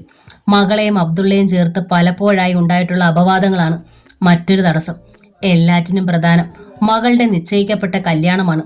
വല്ല പുലിവാലും ഉണ്ടായ കല്യാണത്തിന് എന്തേലും മുടക്കം വന്നാൽ അത് ചെല്ലപ്പന് താങ്ങാൻ കഴിയില്ല. എന്നാലും ഉള്ളുകൊണ്ട് അബ്ദുള്ളയോട് അയാൾക്കൊരു സ്നേഹം ഉണ്ടായിരുന്നു. അരുമ ശിഷ്യൻ, മകനെ പോലെ വാത്സല്യം. മറ്റാരെയും തെറ്റുകൾ ചെല്ലപ്പൻ പുറത്തിട്ടില്ല. ഇപ്പോഴാണെങ്കിൽ വിശ്വസിക്കാൻ പ്രയാസമുള്ളൊരു വാർത്തയും വന്നിരിക്കുന്നു. അമ്മിണിക്കുട്ടിയുടെ മരിച്ചുപോയ ആങ്ങള കുഞ്ഞനന്തന് പിറന്നവനാണ് അബ്ദുള്ളയെന്ന്. ആ അറിവാണ് ചെല്ലപ്പന്റെ ചോരയെ ശരിക്കും ചൂട് പിടിപ്പിച്ചത്. മകൾ നിഫ മോഹാലസ്യപ്പെട്ട് കിടക്കുന്നു. അമ്മിണിക്കുട്ടി കാല് പിടിക്കുന്നു. പോണം. മരിച്ചില്ലെങ്കിൽ അവനെ എത്രയും പെട്ടെന്ന് ഏതെങ്കിലും ആശുപത്രിയിലാക്കണം. സുലേഖയുടെ മോൻ എങ്ങനെയാ എൻ്റെ അച്ഛൻ്റെ ചായ വന്നതെന്ന് പലപ്പോഴും ഞാൻ ശങ്കിച്ചിട്ടുണ്ട്. ഇപ്പോഴല്ലേ സത്യം ബോധ്യമായത്. ദയവ് ചെയ്ത് നിങ്ങൾ അവൻ്റെ ജീവൻ രക്ഷപ്പെടുത്തണം. ജീവൻ രക്ഷപ്പെടുത്താൻ ഞാനെന്താ പരമശിവനോ? ചെല്ലപ്പൻ ശുണ്ഠി ഭാവിച്ചു. പിന്നെ അപ്പുണ്ണിയോട് ചോദിച്ചു, ചത്ത് വിറങ്ങലിച്ചു കിടക്കണമെന്ന് നീ പറഞ്ഞത് നേരാണോ? ചത്തോ ഇല്ലയോ എന്ന്. പക്ഷേ ആളിനനക്കമില്ല.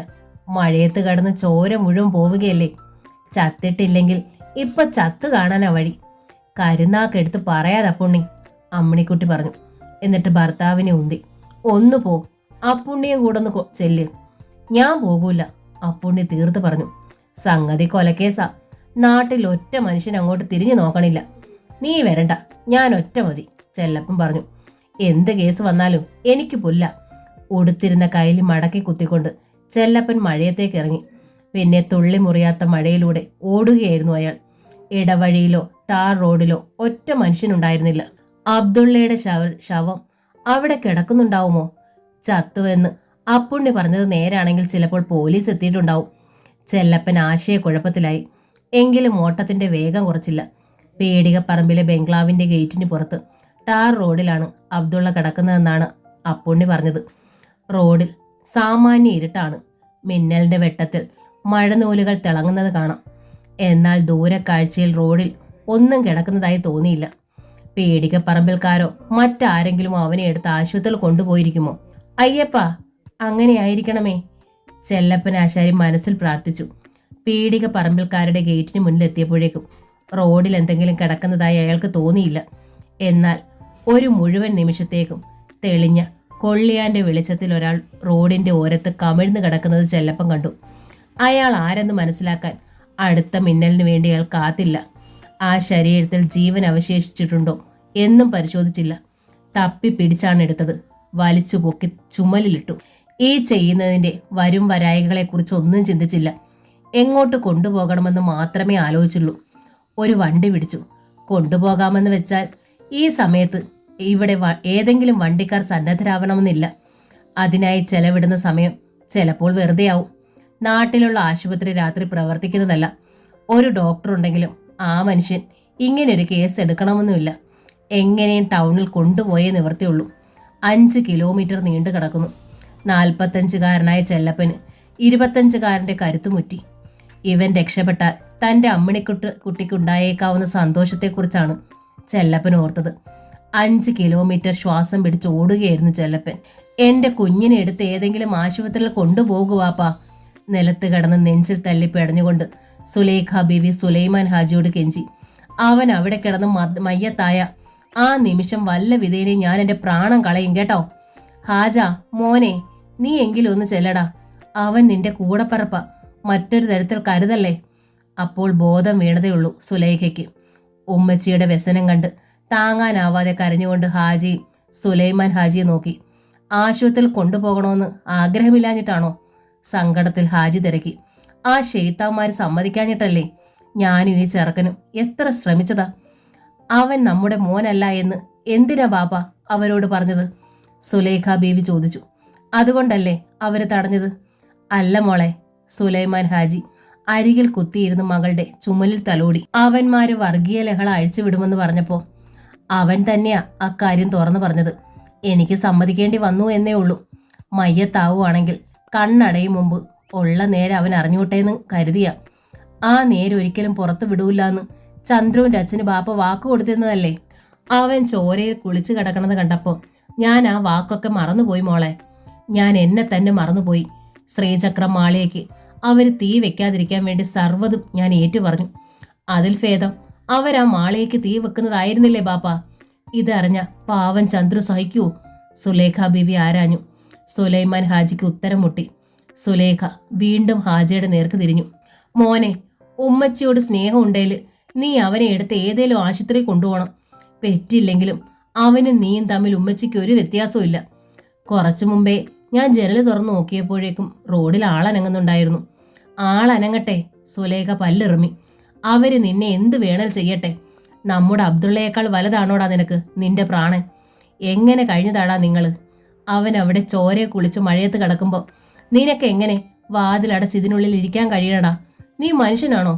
ഹാജി തിരിഞ്ഞ് ദയനീയമായി സുലൈമാൻ ഹാജിയെ നോക്കി. നിന്റെ ഉമ്മച്ചി പറയണതാ മോനെ ശരി. സുലൈമാൻ ഹാജി മുഖം കുനിച്ചിരുന്നു. എന്നിട്ട് മൂത്താപ്പയല്ലേ എന്നെ നിർബന്ധിച്ച് അകത്ത് വിളിച്ച് കയറ്റിയത്? ഹാജി ചോദിച്ചു. അതെ. സുലൈമാൻ ഹാജി വിങ്ങിപ്പൊട്ടി. മൂത്താപ്പയ്ക്ക് വയസ്സായി. മനസ്സിന്റെയും ശരീരത്തിന്റെയും ബലം കിട്ടു. ഒന്നു പോയാൽ ഒന്നെങ്കിലും അവൾക്ക് കിടന്നോട്ടെ എന്ന് വിചാരിച്ചു ഞാൻ നിന്നെ വിളിച്ച് അകത്ത് കയറ്റിയത്. പക്ഷേ അവളുടെ പക്ഷമാ ശരി. ഒന്നു പോയിട്ട് ഒന്നെന്തിനാ? രണ്ടും അവൾക്ക് ഒരുപോലെയാ. ഒന്നിനെ കളഞ്ഞാലും ഒന്നിനെ കാക്കാൻ ഒരു ബാപ്പയ്ക്കോ മൂത്താപ്പയ്ക്കോ കഴിയും. പക്ഷെ ഒരു ഉമ്മ അതിന് സമ്മതിക്കൂല. രണ്ടിനെ അവൾ കളയൂല. അല്ലെങ്കിൽ രണ്ടിനെയും ചേർത്ത് പിടിച്ചോണ്ട് അവൾ സ്വന്തം പ്രാണം കളയും. അതാ ഉമ്മ. ഉമ്മച്ചിയുടെ അരികിൽ നിന്ന് ഹാജ എഴുന്നേറ്റു. എങ്കിൽ അവനെ ഏതേലും ആശുപത്രിയിൽ കൊണ്ടുപോകാൻ പോവാ ഞാൻ. അതല്ല, അവൻ മയ്യത്തായി കഴിഞ്ഞെങ്കിൽ ആ മയ്യത്തെടുത്ത് ഞാൻ നമ്മുടെ ഇറയത്ത് കിടത്തും. ആര് വേണമെങ്കിൽ ഈ പുരയ്ക്ക് തീ വെച്ചോട്ടെ. അയാൾ ചെന്ന് വാതിൽ തുറന്ന് പുറത്തേക്ക് ഇറങ്ങി. പുറകെ സുലൈമാൻ ഹാജിയും ചെന്നു. മിന്നൽ വെട്ടത്തിൽ ഗേറ്റിനപ്പുറം ടാർ നിരത്ത് വിജനമായിരുന്നു. എല്ലാം പോയിന്നാ തോന്നണത്, ഹാജി പറഞ്ഞു. ഹാജി ചെന്ന് ഗ്യാരേജിൽ നിന്ന് കാർ ഇറക്കി ഗേറ്റിങ്കൽ കൊണ്ടുവന്നു.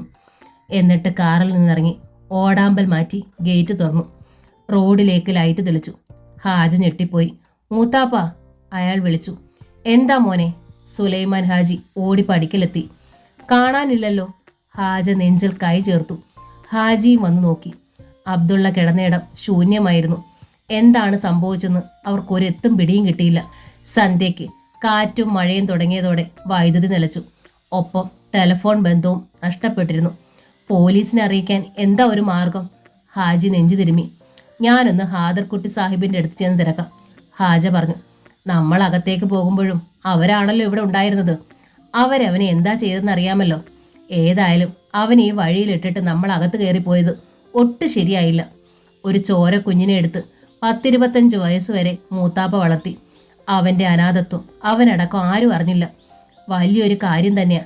പക്ഷെ ഒടുവിൽ ഇപ്പൊ ചെയ്തതുണ്ടല്ലോ, ഇതുവരെ ചെയ്തതിന്റെ എല്ലാം ഫലം കളഞ്ഞു മുത്തപ്പ. ഇതിൽ ഭേദം അന്ന് മൂത്താപ്പ തന്നെ അവനെ വല്ല ആറ്റിലും കളയുമായിരുന്നു. ഹാജ ചെന്ന് കാറിൽ കയറി. കാർ സ്റ്റാർട്ട് ചെയ്ത് പുറത്തേക്ക് ഓടിച്ചു പോയി. വിവരം അറിഞ്ഞപ്പോൾ ഖാദർകുട്ടി സാഹിബിനും അമ്പരപ്പ്. എങ്കിൽ അവന്മാര് വന്ന് ശവം കൊണ്ടുപോയി കാണും, അയാൾ പറഞ്ഞു. ശവം കിട്ടിയാലല്ലേ കേസ് തെളിയിക്കാൻ പറ്റൂ. വാ, നമുക്ക് ആളെയും കൂട്ടി ശ്രീചക്രം മാളികയിലേക്ക് ചെല്ലാം. അവന്മാരല്ലാതെ ആരും മാറ്റൂല ശവം. ഹാജ ഒരാട്ട് കൊടുത്തു സാഹിബിന്റെ മുഖത്ത്. അവനെ കുത്തിയവനോടുള്ളതിലും പക എനിക്കിപ്പം നിങ്ങളോടാ. അവന്റെ ജീവൻ എന്തേലും അപകടം പിടിഞ്ഞിട്ടുണ്ടെങ്കിൽ അതിന്റെ പ്രധാന ഉത്തരവാദി നിങ്ങളാ. ആരാൻ്റെ ഉമ്മയ്ക്ക് ഭ്രാന്ത് വന്നാൽ കാണാൻ നല്ല ശേലാണല്ലോ. ഞാൻ നേരെ പോലീസ് സ്റ്റേഷനിലേക്കാ പോകുന്നത്. അത് കഴിഞ്ഞേ ഉള്ളൂ മറ്റെന്തും. ഹാജി ഓടി വീണ്ടും കാറിൽ കയറി. ചെല്ലപ്പൻ ആശാരി അബ്ദുള്ളയെ കൊണ്ടുപോയി ടൗൺ ഹോസ്പിറ്റലിൽ എത്തിച്ചു. ആദ്യം അവർ സ്വീകരിക്കാൻ മടിച്ചു. ഓൾമോസ്റ്റ് ഡെഡ് എന്നാണ് RMO പറഞ്ഞത്. അങ്ങനെ പറഞ്ഞാൽ പറ്റൂല. ഒന്നുകിൽ ഇതൊരു ശവമാണെന്ന് എഴുതി തരണം, അല്ലെങ്കിൽ ഇവിടെ അഡ്മിറ്റ് ചെയ്യണം. രണ്ടിനും തയ്യാറല്ലെങ്കിൽ ഞാൻ ഈ ആശുപത്രിക്ക് തീയിടും. ഒരു ഭ്രാന്തനെ പോലെ ചെല്ലപ്പൻ അലറി. RMOയ്ക്ക് ഭയമായി. സമയം വെളുപ്പാങ്കാലം. വാച്ചറും ഡ്യൂട്ടി നേഴ്സും മാത്രമേ ഉള്ളൂ. ആരോ കുത്തിയിട്ടേച്ച് പോയതാ. ചെല്ലപ്പൻ തുടർന്നു. മുസ്ലിമായിട്ടാ വളർന്നതെങ്കിലും ഇപ്പോഴറിയുന്നു ഇവൻ ഹിന്ദുവാണെന്ന്. അതോടെ മുസ്ലിങ്ങൾക്ക് ഇവനെ വേണ്ടാതായി. ഹിന്ദുക്കൾ സ്വീകരിച്ചതുമില്ല. ഒരു മനുഷ്യൻ തിരിഞ്ഞു നോക്കാതെ കിടന്നതിനെയാ ചത്തതാണോ എന്ന് പോലും നോക്കാതെ ഞാൻ എടുത്തോണ്ട് പോന്നത്. ചത്തതല്ലെന്നറിഞ്ഞിട്ടും നിങ്ങൾ ഇവനെ നോക്കാതിരുന്ന. ഒരു നിമിഷത്തിന് ശേഷമാണ് അയാൾ പൂരിപ്പിച്ചത്. ബാക്കി പറയണില്ല, ചെയ്യുകയുള്ളൂ ഞാൻ. അങ്ങനെ ആശുപത്രി അധികൃതർ വഴങ്ങി. അരമണിക്കൂർ കഴിഞ്ഞപ്പോൾ ഡോക്ടർ ചെല്ലപ്പനെ വിളിച്ച് അറിയിച്ചു. രക്തം വേണം. ഗ്രൂപ്പ് അറിയിച്ചു. കൊണ്ടുവരാം, ചെല്ലപ്പൻ പറഞ്ഞു. അതിനിടയിൽ പോലീസിൽ വിവരം അറിയിച്ചിരുന്നു. അറിഞ്ഞും കേട്ടും നാട്ടുകാരിൽ ചിലരും എത്തി. നേരെ നന്ന പുലർന്ന ശേഷമാണ് ഹാജയ്ക്ക് വിവരം ലഭിക്കുന്നത്. കാറും എടുത്ത ആൾ ആശുപത്രിയിലെത്തി. എല്ലാ വിവരങ്ങളും മനസ്സിലാക്കി. അബ്ദുള്ള അപ്പോഴും കോമയിലായിരുന്നു. ഹാജ ചെന്ന് ചെല്ലപ്പനെ കണ്ടു. 100 നന്ദിയുണ്ട് ആശാനെ, ഞങ്ങളിതൊരിക്കലും മറക്കില്ല. എന്തിനു നന്ദി? ചെല്ലപ്പന് ക്രുദ്ധനായി ഹാജയെ നോക്കി. ഞാനതിന് നിങ്ങൾക്ക് വല്ല ഉപകാരവും ചെയ്തോ? അബ്ദുള്ളയെ രക്ഷപ്പെടുത്തിയത് ആശാനാണല്ലോ. അബ്ദുള്ള എന്നൊരുത്തനെ രക്ഷപ്പെടുത്തിയിട്ടില്ല ഞാൻ. ചത്തുപോകമായിരുന്ന ഒരു മനുഷ്യക്കുട്ടിയെ ഞാൻ രക്ഷപ്പെടുത്തി. അതിന് പിന്നിൽ അല്പം സ്വാർത്ഥതയും കൂടി ഉണ്ടെന്ന് കൂട്ടിക്കോ. എൻ്റെ ഭാര്യയുടെ ആങ്ങളയുടെ സന്തതിയാണെന്ന് അറിഞ്ഞതുകൊണ്ടാണ് എനിക്ക് ഇത്രയും ഉത്സാഹം ഉണ്ടായത്. ഒക്കെ ശരിയാ, ഹാജ പുഞ്ചിരിച്ചു. ഒരു കണക്കിന് നമ്മളിപ്പോൾ ബന്ധുക്കളുമാ. അതെങ്ങനാ നമ്മൾ ബന്ധുക്കളാവുന്നത്? നിങ്ങൾ അവരെ വളർത്തി. വളർത്തുകൂലി വേണോ? തരാം. പക്ഷേ ഇനി ബന്ധം പറയരുത്. വളർത്തിയെങ്കിൽ നിങ്ങൾ അവനെ കൊലയ്ക്കും കൊടുത്തില്ലേ? ഞങ്ങളല്ല അത് ചെയ്തത്. ആര് ചെയ്താലും നിങ്ങൾ അവനെ മരണത്തിന് വിട്ടുകൊടുത്തോ? എങ്കിൽ ആ ബന്ധം തീർന്നു. ഹാജയുടെ മുഖം കുനിഞ്ഞു. പൊയ്ക്കോ ഹാജ, ചെല്ലപ്പൻ പറഞ്ഞു. മര്യാദയ്ക്ക് പറയാ, മോൻ ഇവിടെ നിൽക്കണ്ട. അവനെ ഒരു നോക്ക് കണ്ടിട്ട്. ഹാജ വീണ്ടും മുഖമുയർത്തി ചെല്ലപ്പൻ ആശാരി നോക്കി. ഞാൻ അനുവദിച്ചിട്ട് നിങ്ങൾ അവനെ കാണൂല. ചെല്ലപ്പൻ മുഖം തിരിച്ചു നിന്നു. ആശാന്റെ അനുവാദത്തോടെ വേണം ഞങ്ങൾക്ക് കാണാൻ, ഹാജ പറഞ്ഞു. അതുകൊണ്ടാണല്ലോ വന്ന് അനുവാദം ചോദിച്ചത്. ഇന്നലെ രാത്രി ആശാൻ ചെയ്തത് അത്ര വലിയ കാര്യമാണ്.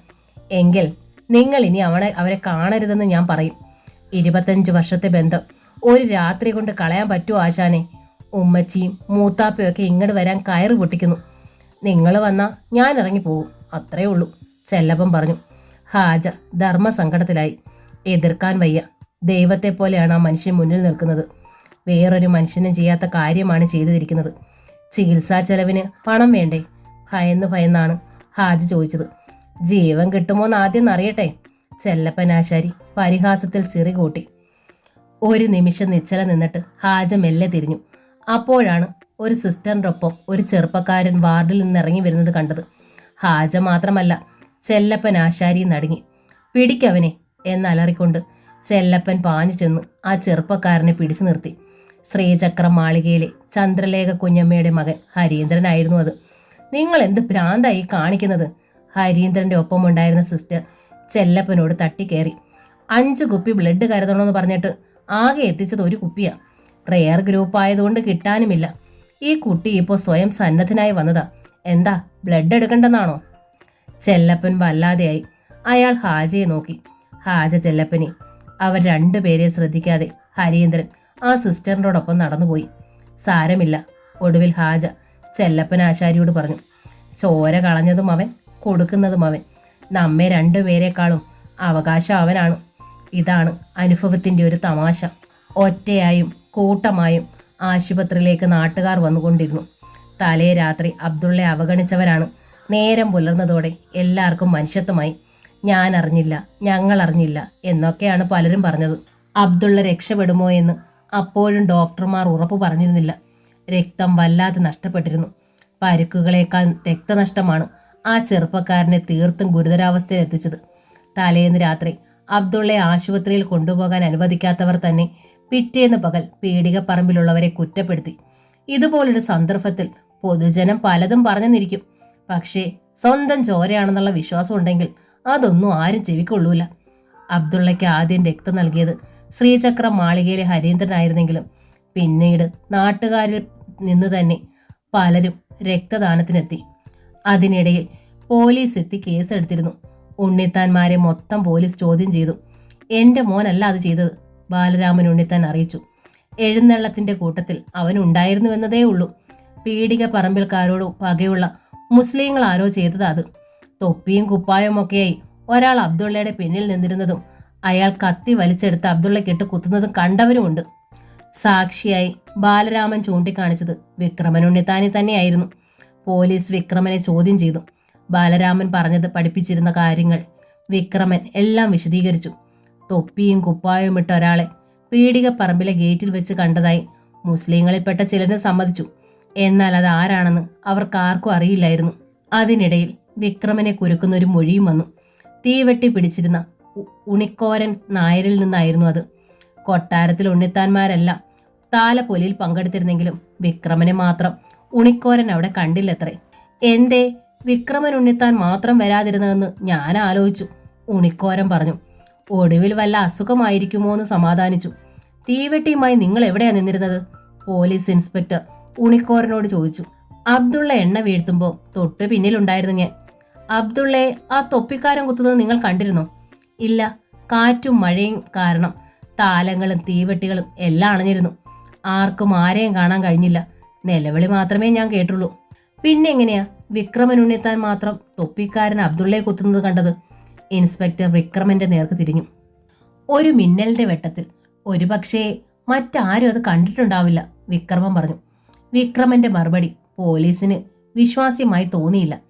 അബ്ദുള്ളയുടെ തൊട്ടരികിൽ നിന്നിരുന്നത് ഹരീന്ദ്രനാണെന്നതിന് നിരവധി ദൃക്സാക്ഷികൾ ഉണ്ടായിരുന്നു താനും. ഹരീന്ദ്രന്റെ മേലായിരുന്നു പോലീസിന് സംശയവും.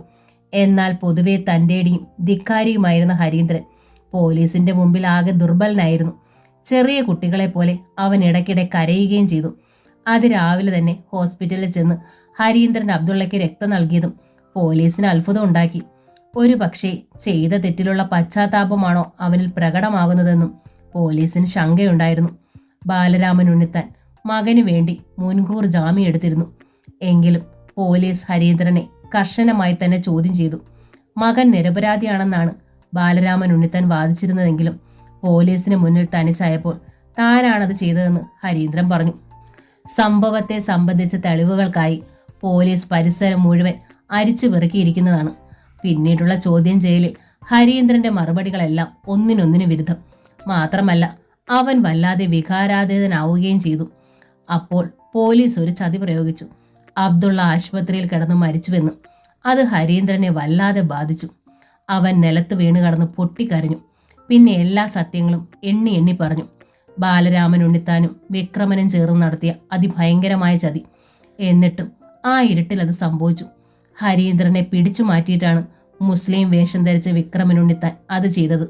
മാത്രമല്ല, ആ ഇരുട്ടിൽ വന്ന് ബാലരാമൻ ഉണ്ണിത്താൻ ഹരീന്ദ്രനെ പിടിച്ചു വലിച്ചുകൊണ്ടുപോയി വീടിന്റെ നിലവറയിൽ പൂട്ടിയിടുകയും ചെയ്തു. അച്ഛൻ അപകടത്തിലാവുമെന്ന് ഭയം മൂലമാണ് ഹരീന്ദ്രൻ ഇതുവരെ സത്യം ഒളിച്ചത്. അബ്ദുള്ള ഏട്ടനാണെന്ന് അറിഞ്ഞ നിമിഷം മുതൽ അവൻ അയാളോടുണ്ടായിരുന്ന ദേഷ്യവും പകയും എല്ലാം തീർന്നിരുന്നു. പകരം ഒരു കൂടപ്പിറപ്പിനോടുള്ള സ്നേഹമാണ് ഹൃദയത്തിൽ വിങ്ങുന്നത്. അബ്ദുള്ളയുടെ ജീവൻ നഷ്ടപ്പെടാതിരിക്കാൻ വേണ്ടി സ്വന്തം ജീവൻ നഷ്ടപ്പെടുത്താൻ പോലും സന്നദ്ധനായാണ് ഇപ്പോൾ ഹരീന്ദ്രൻ നിൽക്കുന്നത്. എന്നിട്ടും അബ്ദുള്ള ഇല്ലാതായി എന്ന നിരാശയിലാണ് അവൻ സർവവും ഏറ്റുപറഞ്ഞത്. എല്ലാം പറഞ്ഞു കഴിഞ്ഞപ്പോൾ സർക്കിൾ ഇൻസ്പെക്ടർ ഹരീന്ദ്രന്റെ ചുമലിൽ തട്ടി ആശ്വസിപ്പിച്ചു. സോറി മിസ്റ്റർ ഹരീന്ദ്രൻ, നിങ്ങളെ ഞാൻ ഒരുപാട് വേദനിപ്പിച്ചു. അബ്ദുള്ളയുടെ അവസ്ഥയെക്കുറിച്ച് അവസാനമായ അറിയിപ്പുകളൊന്നും കിട്ടിയിട്ടില്ല. പക്ഷേ നിങ്ങളുടെ അച്ഛനെ എനിക്ക് വെറുതെ വിടാൻ കഴിയുകയുമില്ല. ചോദ്യം ചെയ്യൽ നടത്തിയ മുറിയിൽ നിന്ന് പുറത്തു വന്നതും പോലീസ് ബാലരാമൻ ഉണ്ണിത്താനെയും വിക്രമൻ ഉണ്ണിത്താനെയും അറസ്റ്റ് ചെയ്ത് കസ്റ്റഡിയിലെടുത്തു. അബ്ദുള്ളയ്ക്ക് കുത്തുകൊണ്ട് എന്ന് അറിഞ്ഞ നിമിഷം ബോധഹീനയായി വീണതായിരുന്നു ചന്ദ്രലേഖ കുഞ്ഞമ്മ. ഒരു ലേഡി ഡോക്ടർ സ്ഥിരമായി അവർക്കരികിൽ തന്നെ ഉണ്ടായിരുന്നു. നേരം പുലർന്ന ശേഷം 2 വട്ടം ചന്ദ്രലേഖ കുഞ്ഞമ്മയ്ക്ക് ബോധം തെളിഞ്ഞു. എന്നാൽ ഒരു ഭ്രാന്തിയെ പോലെ പുലമ്പാനും ബഹളം വെക്കാനും ആരംഭിച്ചതോടെ ഡോക്ടർ അവർക്ക് സെഡേറ്റീവ് നൽകി.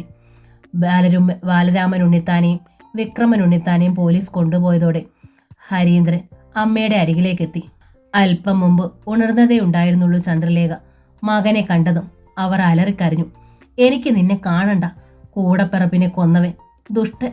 വെറുതെയല്ല നീ ഇങ്ങനെ ഒറ്റയാനായത്. നിനക്കിനി നിന്റെ അച്ഛനെ കാണും, അയാൾക്ക് നീയും. എങ്ങനെ ഞാൻ എൻ്റെ പ്രാണം കളയുകയുള്ളൂ. ഞാനല്ലമ്മേ അത് ചെയ്തത്. അമ്മയുടെ മടിയിൽ തലവെച്ച് ഹരീന്ദ്ര പറഞ്ഞു. അച്ഛനും വിക്രൻ അമ്മാമ്മയും കൂടെ ചേർന്ന.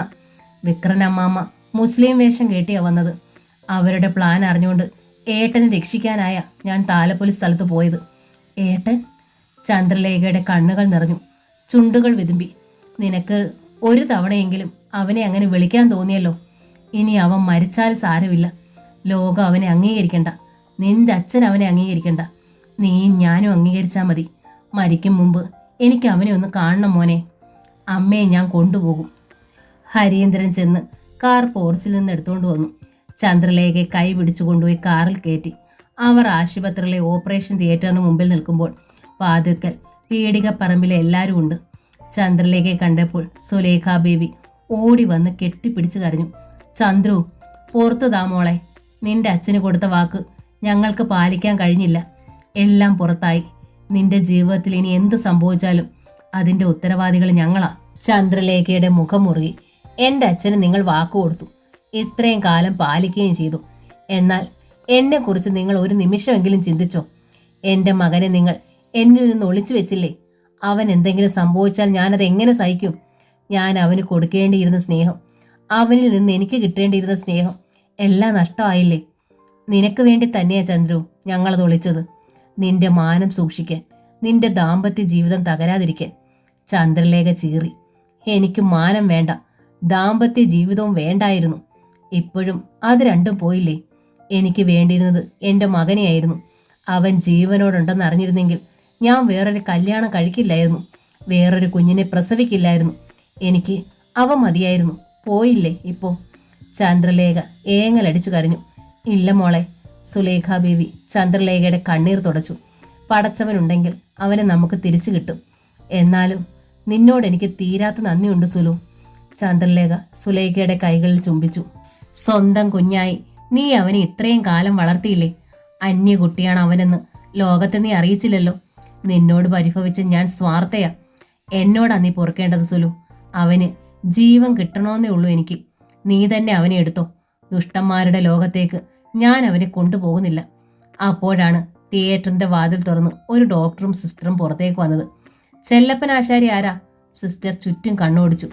തിയേറ്ററിലെ ആൾക്കൂട്ടത്തിൽ അവഗണിക്കപ്പെട്ട് ഒരു മൂലയ്ക്ക് നിൽക്കുകയായിരുന്നു ചെല്ലപ്പൻ ആശാരിയും അമ്മിണിക്കുട്ടിയും. ഓടി അവരുടെ മുന്നിലെത്തി. നിങ്ങൾക്ക് ഭാഗ്യമുണ്ട്. ഡോക്ടർ ചെല്ലപ്പൻ ആശാരിയെ നോക്കി പുഞ്ചിരിച്ചു. പേഷ്യന്റ് അപകടനില കഴിഞ്ഞിരിക്കുന്നു. സന്തോഷത്തിൻ്റെ ഒരു സീൽക്കാരമുണ്ടായി എങ്ങും. സുലേഖയും ചന്ദ്രലേഖയും അപ്പോഴും കെട്ടിപ്പിടിച്ചു കരഞ്ഞു. രണ്ടുപേരും കൂടി ചെല്ലപ്പൻ്റെ അരികിലെത്തി. 100 നന്ദിയുണ്ട്, സുലേഖ ബീവിയാണ് പറഞ്ഞത്, ഞങ്ങളുടെ കുട്ടിയുടെ ജീവൻ രക്ഷപ്പെടുത്തിയതിന്. നിങ്ങളുടെ കുട്ടിയോ? ചെല്ലപ്പൻ ആശാരി പുച്ഛത്തിൽ ചിറി കൂട്ടി. വാസ്തുബലി എന്ന നോവലിൻ്റെ ഈ ഭാഗം ഇവിടെ പൂർണ്ണമാവുകയാണ്. ഈ നോവൽ നിങ്ങൾക്ക് ഇഷ്ടമായെങ്കിൽ ലൈക്ക് ചെയ്ത്, ഷെയർ ചെയ്ത്, സബ്സ്ക്രൈബ് ചെയ്യണേ. താങ്ക്